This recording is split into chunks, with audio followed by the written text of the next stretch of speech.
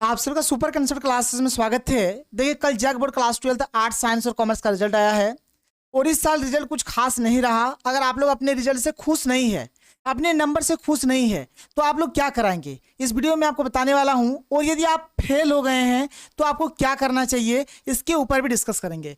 आप लोग देख सकते हैं यहाँ पर मैं आपको बताऊंगा कि आप अपने मार्क्स को किस प्रकार से बढ़ाएंगे। फेल हो गए हैं तो क्या करना है आपको, और क्या आप अपने नंबर से संतुष्ट नहीं है, अगर आप अपने नंबर से खुश नहीं है तो आपको क्या करना होगा, ये सब चीज के ऊपर डिस्कस करेंगे। तो देखिए जैक बोर्ड ने एक नोटिस जारी किया है, आप देख सकते हैं। ये जो नोटिस है ये हमारा क्लास 10th के लिए भी है, क्लास 12th के लिए भी है।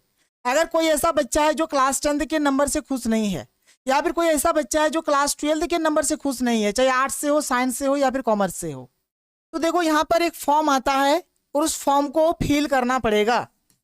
ठीक है, उस फॉर्म को फिल करना पड़ेगा। देखो अगर मैं ऑनेस्टली बोलूं या फिर इस नोटिस के अकॉर्डिंग मैं अगर बात करूं, तो देखो अगर मैं यहां पर अगर इसके ऊपर अगर बात करें कि अगर आप अपने नंबर से खुश नहीं है, संतुष्ट नहीं है, तो यदि आप यहां पर नंबर बढ़वाना चाहते हैं तो क्या करेंगे, तो होता है कॉपी का रीचेकिंग। ठीक है, कॉपी का क्या होगा, आपका रीचेकिंग होगा, मतलब दोबारा से आप लोग कॉपी को रीचेक करवा सकते हैं। अब यदि आप बोलेंगे कि सर क्या अगर हम लोग कॉपी का रीचेकिंग करवाते हैं तो क्या हमारा नंबर बढ़ेगा, तो भाई मैं तो बोलूंगा कि नंबर ना के बराबर बढ़ेगा। मतलब बढ़ेगा, हो सके 1-2 नंबर बढ़ जाए वो अलग बात है, लेकिन नंबर बहुत ही कम बढ़ता है। जैसे अगर आप सोच रहे हैं कि आप अपना मार्क्स बढ़ाना चाह रहे हैं तो किस प्रकार से बढ़ाएंगे, तो इसका एक ही उपाय है, कॉपी का रीचेकिंग करवाना।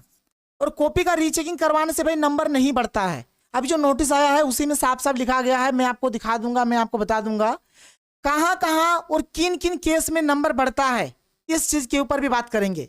और यदि आप फेल हो गए हो, ठीक है, यदि आप फेल हो गए हो तो सबसे पहले फेल वाले आप लोग ध्यान से सुन लो। देखो अगर आप एक विषय में या फिर 2 विषय में, मेरे हिसाब से मैं जो अपना ओपिनियन है मैं आपसे शेयर कर रहा हूं, यदि आप एक विषय में या फिर 2 विषय में फेल हो तो आप क्या करो, कुछ दिन बाद सप्लीमेंट्री एग्जाम होगा जिसको कंपार्टमेंटल का एग्जाम भी बोलते हैं। तो जो सप्लीमेंट्री एग्जाम होगा उसमें आप लोग बैठ जाना और उसका एग्जाम दे देना। अभी नोटिस नहीं आया है, नोटिस आएगा, फॉर्म फिल करना पड़ेगा, उसके बाद एग्जाम होगा, एग्जाम दे देना। और खाली थ्योरी का एग्जाम होता है, प्रैक्टिकल का नहीं होगा। ठीक है, तो थ्योरी वाला एग्जाम होगा तो आप एग्जाम दे देना। तो आप जो सप्लीमेंट्री एग्जाम होगा, जो कंपार्टमेंटल एग्जाम होगा, उसमें आप बैठ के फिर आगे का पढ़ाई आप कर सकते हो यदि आप पास हो जाते हो तो।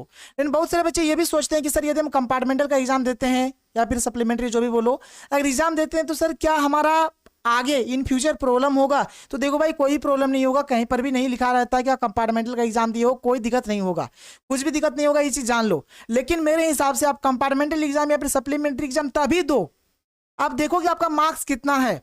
भाई अगर आप कंपार्टमेंटल या फिर सप्लीमेंट्री एग्जाम दे रहे हो और यदि आपका नंबर 300 प्लस हो ही नहीं रहा है, 200 से कम है, तो मेरे हिसाब से तो मत दो, आप अगले साल बैठ के फिर से एग्जाम दे देना। क्योंकि कम नंबर लाओगे तो फिर जो एक बार नंबर मिल गया वो हमेशा के लिए रह गया।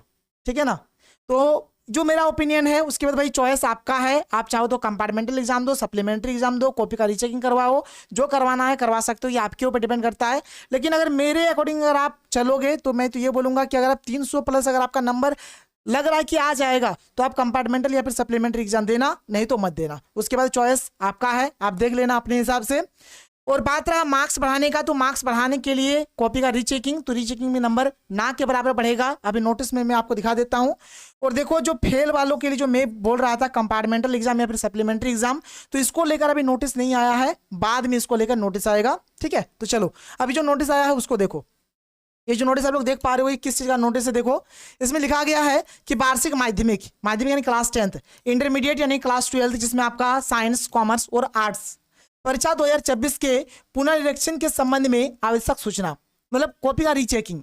अगर आप रीचेकिंग करवाना चाहते हो तो बस भाई आप फॉर्म भरो, तो फॉर्म भरो। देखो यहाँ पर रीचेकिंग क्यों अच्छा नहीं है मैं यहाँ पर आपको बता देना चाहूंगा। और देखो इसमें क्लास 10th या फिर क्लास 12 के अगर स्टूडेंट्स हो, अगर आपको लगता है कि नहीं भाई हम कॉपी का रीचेकिंग करवाना है, ठीक है, तो इसके लिए देखो यहाँ पे डेट दिया गया है 2/5/2024 से लेकर 17/5/2024 तक।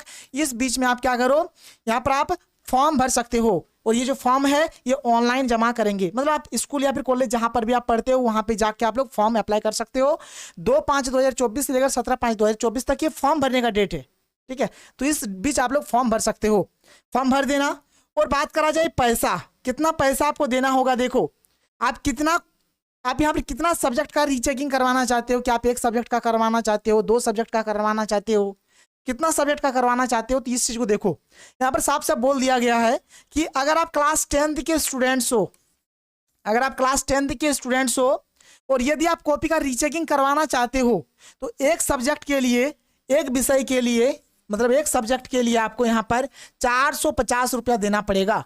एक विषय के लिए 450 रुपया देना पड़ेगा। फिर 2 विषय के लिए आपको, आप समझ लो कि अब 450 जोड़ते जाओ, ठीक है। और क्लास 12th के लिए, क्लास 12th के लिए आप देख सकते हो, क्लास 12th के लिए एक सब्जेक्ट में 750 नंबर देना पड़ेगा, 750 रुपया देना पड़ेगा, ठीक है। क्लास 12th का अगर मैं बात करूं, क्लास 12th में एक सब्जेक्ट के लिए आपको 750 देना है और क्लास 10th में एक विषय के लिए आपको 450 देना है। ज्यादा सब्जेक्ट का कराना है फिर 450 10th में जोड़ते जाओ, 12th में 750 सब जोड़ते जाओ, ठीक है।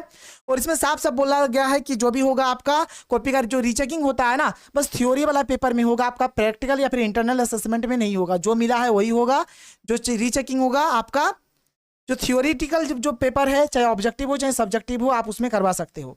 अब देखो यहां पर अगर आप देखोगे कि क्यों नहीं करवाना चाहिए मेरे अकॉर्डिंग, ठीक है, उसके बाद भाई चॉइस आपका है।